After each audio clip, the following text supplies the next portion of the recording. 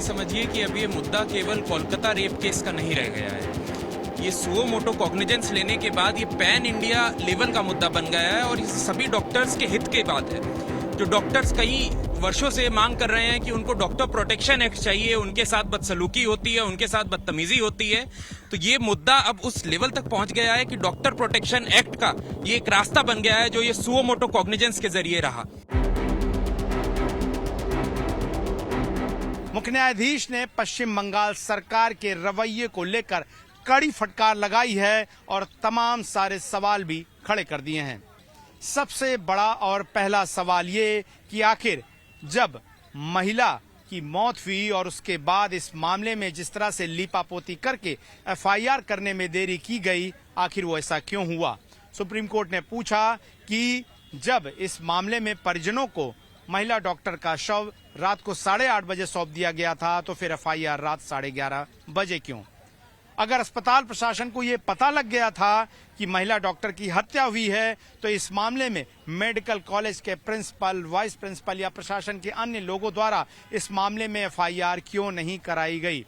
सवाल ये भी कि आखिर अस्पताल के अंदर जो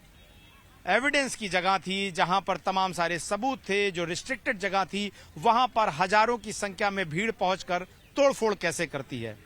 सुप्रीम कोर्ट ने पश्चिम बंगाल सरकार के उस रवैये पर भी सवाल खड़ा किया जिसमें कहा कि पश्चिम बंगाल राज्य जो है अपनी शक्तियों का इस्तेमाल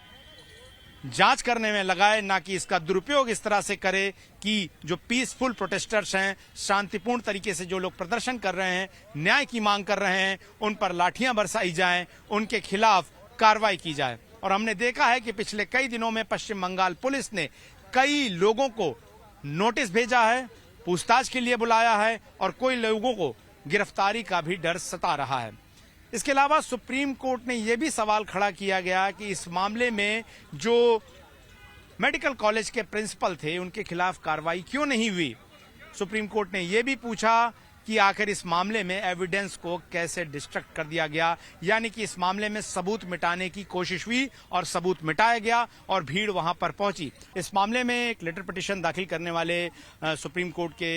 दो वकील हमारे साथ हैं, उज्जवल गौड़ साहब हैं, रोहित पांडे साहब हैं, दोनों ही मौजूद हैं और इन्होंने इस मामले में सबसे पहले जो है लेटर पिटीशन दाखिल की थी और जाहिर तौर पर सुप्रीम कोर्ट ने इस मामले में स्वतः संज्ञान लेकर सुनवाई भी की। रोहित साहब ये बताएं कि आज जिस तरह की सुनवाई हुई उसने कहीं ना कहीं कलई खोल कर रख दी जो लीपापोती की कोशिश पश्चिम बंगाल पुलिस के द्वारा लगातार इस मामले में हो रही थी। देखिए, आज डॉक्टर्स के लिए एक राहत भरा दिन है, इसलिए कह सकते हैं कि एक बहुत बड़ा फैसला कह सकते हैं सुप्रीम कोर्ट का। आज सुप्रीम कोर्ट ने ये दिखा दिया कि हम उन्होंने एक मॉनिटरिंग कैसे की जानी चाहिए वो आज दिखाया कि वो मॉनिटर कैसे करना है ऐसे मामले में जो बहुत ही घिनौने अपराध हैं। तो इसको घिनौने अपराध के तौर पे लेकर के उन्होंने एक सीरियसली इसको टेकअप किया और ये कहा कि अब ऐसे मामले को इन्होंने खुद देखिए, स्पेशली ऑटोप्सी से लेकर के पीएम रिपोर्ट से लेकर के हर चीज अपने तरीके जैसे होता है कि आप कह सकते हैं कि एक ट्रायल जैसे किया जाता है उस तरीके से आज सुप्रीम कोर्ट ऑफ इंडिया के चीफ जस्टिस ऑफ इंडिया ने किया और ये एक प्रूफ किया, एक मिसाल भी कायम कर कहने की बात कह सकते हैं आपकी। कोर्ट ने आज ये चिंता व्यक्त की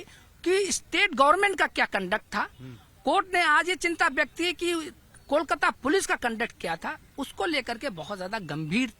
थी कोर्ट। और कोर्ट ने ये पाया कि कोलकाता पुलिस का कंडक्ट ठीक नहीं था। कोर्ट ने यह पाया कि स्टेट ऑफ बंगाल का कंडक्ट ठीक नहीं था। उसको मद्देनजर देखते हुए कोर्ट ने यह कह दिया कि सीआईएसएफ को एक डिप्यूट कर दिया, कह दिया कि आज से जो भी प्रोटेक्शन होगा वो उस कॉलेज का, उस मेडिकल कॉलेज का, हॉस्पिटल का और वहाँ के डॉक्टर्स का, इंटर्न्स का, नर्सेस का, वो सीआईएसएफ करेगी। दूसरी बहुत बड़ी बात उन्होंने ये करी है कि एक नेशनल टास्क फोर्स बनाई है जिसमें ये कहा है कि ऐसे डॉक्टर्स के लिए, ऐसे लोगों के लिए जो हमारे लिए 36 घंटे काम करते हैं, हमें बचाते हैं एक भगवान के रूप के तौर पर, कि उनको कैसे बचाया जाए, कैसे उनके साथ जो आज हॉस्पिटल के अंदर रेप और मर्डर हो रहे हैं, ब्रूटल मर्डर हो रहे हैं, कैसे उसको बचाया जाए, उनके लिए जो उनके लिए मोडालिटीज कैसे बनाई जाए, उनके लिए कैसे कैसे मेजर्स उसके लिए बनाने हैं, वो सब करने की बात आज कोर्ट ने कही। एक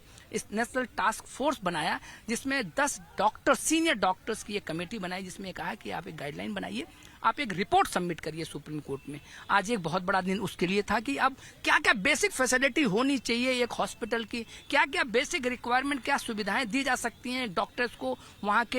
के लोगों को जो सर्विस दे रहे हैं उन लोगों के लिए, उन लोगों को जो पेशेंट है वहाँ पे।